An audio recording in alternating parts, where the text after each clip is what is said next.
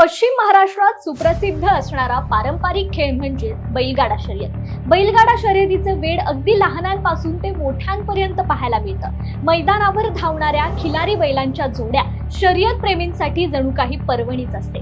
मथुर, दबंग, महाकाल, सर्जा, बादल या आणि अशा अनेक बैलांनी शर्यतीच्या मैदानात आपलं नाव कमावलंय. असाच एक शर्यतीच्या मैदानावर धुमाकूळ घालणारा बैल म्हणजेच सुंदर. अगदी नावाप्रमाणेच दिसायला सुद्धा सुंदर आणि देखणा. आणि या सुंदरचा मालक म्हणजेच फलटण मधील रणजित निंबाळकर. पण याच बैलाचा व्यवहार रणजित निंबाळकरांसाठी मात्र जीवघेणा ठरला. आधी व्यवहार झाला, त्यानंतर गोळीबार झाला आणि मग थेट मृत्यू.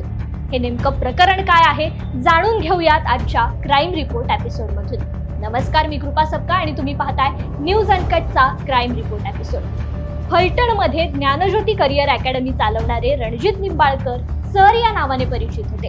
या अकादमीमध्ये सैन्य व पोलीस दलातील भरतीपूर्व प्रशिक्षण देण्यात येत होतं. अगदी माफक दरात निंबाळकर सर या अकॅडमीमध्ये विद्यार्थ्यांना प्रशिक्षण देत होते. शिकवण्याची आवड असणाऱ्या रणजित निंबाळकर सरांना पश्चिम महाराष्ट्रात प्रसिद्ध असणारी बैलगाडा शर्यत आवडू लागली आणि या क्षेत्रात नावारूपाला असणाऱ्या एका व्यक्तीशी त्यांचा परिचय झाला.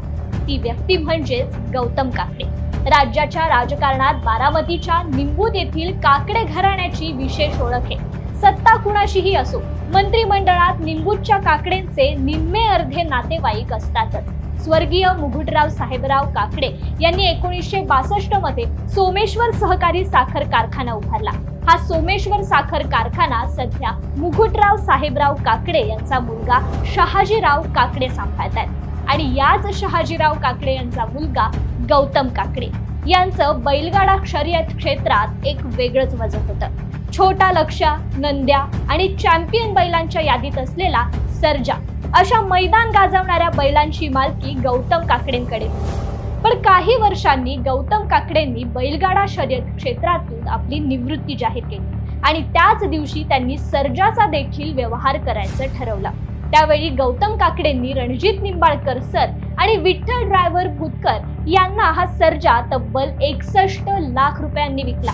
त्यावेळचा हा बैलगाडा क्षेत्रातील सर्वात मोठा व्यवहार म्हणून चर्चेत आला होता. त्यानंतर सर्जाने निंबाळकर सरांच्या मालकीखाली अनेक मैदाने गाजवली. सर्जाला आणखी एक जोड म्हणून माळशिरस मधून रणजित निंबाळकर सरांनी अजून एक बैल विकत घेतला.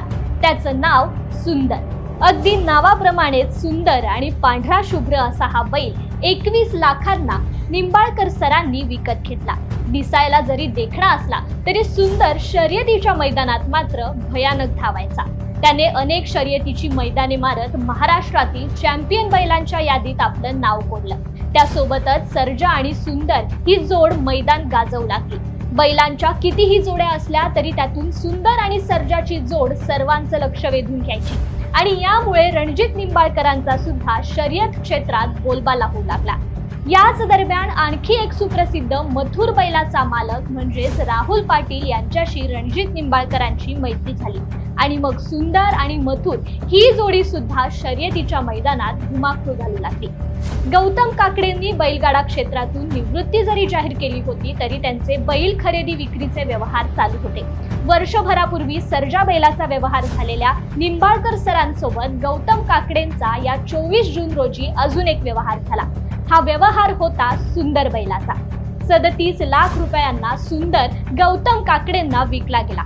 गौतम काकडेंनी त्या 37 लाखामधले 5 लाख रुपये त्याच दिवशी ऍडव्हान्स म्हणून निंबाळकर सरांना दिले आणि उर्वरित 32 लाख ही रक्कम त्यांच्या बारामती तालुक्यातील निंबूत येथील घरी 27 जून रोजी नेण्यासाठी बोलवलं. त्याप्रमाणे 27 जून रोजी गौतम काकडेंनी सांगितल्यानुसार रणजित निंबाळकर त्यांच्या पत्नी आणि 9 महिन्याच्या मुलीसह त्यांच्या निंबूत येथील घरी 11 वाजताच्या सुमारास पोहोचले.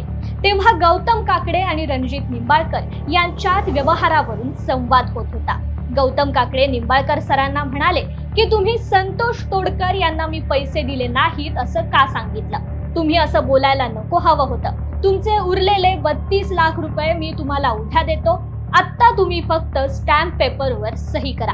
यावर रणजित निंबाळकर गौतम काकडेंना म्हणाले की तुम्ही माझे राहिलेले पैसे मला द्या, मी लगेच स्टॅम्प पेपरवर सही करतो आणि जर तुम्हाला हा व्यवहार पूर्ण करायचा नसेल तर तुम्ही दिलेले 5 लाख रुपये मी तुम्हाला परत देतो, तुम्ही माझा बैल परत द्या. या संभाषणावरून त्यांच्यात बाचाबाची झाली. या दरम्यान गौतम काकडेंनी त्यांचा भाऊ गौरव काकडेला तिथे बोलवलं. त्याच्यासोबत अन्य सहकारी सुद्धा आले. त्यानंतर पुन्हा हा वाद पेटला आणि गौतम काकडेंचा भाऊ गौरवने थेट पिस्तूल काढून रणजित निंबाळकर यांच्या डोक्यात गोळी झाडली. हा सर्व प्रकार रणजित निंबाळकरांच्या पत्नी आणि अवघ्या 9 महिन्याच्या मुलीसमोर घडला. या गोळीबारात रणजित निंबाळकर गंभीर जखमी झाले. त्यांना लगेचच पुण्यातील रुबी हॉल या दवाखान्यात हलवण्यात आलं.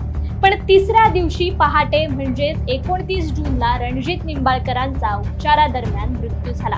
मृत्यूची बातमी समजताच बैलगाडा क्षेत्रातील रणजित निंबाळकरांचे चाहते, अकादमी मधले विद्यार्थी आणि निंबाळकरांचे नातेवाईक संतप्त झाले होते. गौतम काकडेला लवकरात लवकर अटक करण्याची मागणी रणजित निंबाळकरांच्या पत्नीने केली होती. तसं त्यांनी आत्मदहनाचा इशारा देखील दिला होता. दरम्यान गौतम काकडे या प्रकरणामुळे फरार झाला होता. तर गौतम काकडेचे वडील शहाजीराव काकडे आणि भाऊ गौरव काकडे यांना पोलिसांनी रणजित निंबाळकरांचा मृत्यू झाला त्याच दिवशी अटक केली. यानंतर पोलीस फरार गौतम काकडेचा शोध घेत होते. रणजित निंबाळकरच्या मृत्यूला जबाबदार असलेल्या गौतम काकडेला लवकरात लवकर अटक करा, नाहीतर आंदोलन छेडण्यात येईल असा इशारा निंबाळकर सरांच्या चाहत्यांनी आणि विद्यार्थ्यांनी दिला होता. त्यामुळे पोलिसांवर एक दबाव निर्माण झाला होता. त्यामुळे 8 पथके गौतम काकडेच्या शोधात होती आणि अखेर 1 जुलैला LCBच्या पथकाने गौतम काकडेला भोर परिसरातून मध्यरात्री अटक केली. आता गौतम काकडे आणि त्याचा भाऊ गौरव काकडे याला कठोरात कठोर शिक्षा व्हावी अशी मागणी रणजित निंबाळकरांच्या कुटुंबियांकडून आणि चाहत्यांकडून होत होती. या प्रकरणाचा अधिक तपास पोलीस करतायत. पण या सगळ्यामुळे बैलगाडा शर्यत क्षेत्राला मात्र गालबोट लागलाय. या आधी सुद्धा बैलगाडा क्षेत्रात प्रसिद्ध असलेल्या पंढरीशेठ फडके आणि राहुल पाटील यांच्या वादातून गोळीबार झाला होता. त्यामुळे बैलगाडा क्षेत्रात वाढत्या गुन्हेगारीच्या प्रमाणाला आळा घालण्यासाठी आता शासन कोणतं पाऊल उचलणार हे पाहणं महत्त्वाचं ठरणार आहे. तत्पूर्वी आजच्या क्राईम रिपोर्ट एपिसोडमध्ये इथेच थांबूयात. गुन्हेगारी क्षेत्रातील अशा अनेक घटना जाणून घेण्यासाठी तुम्ही पाहत रहा न्यूज अनकट क्राईम रिपोर्ट.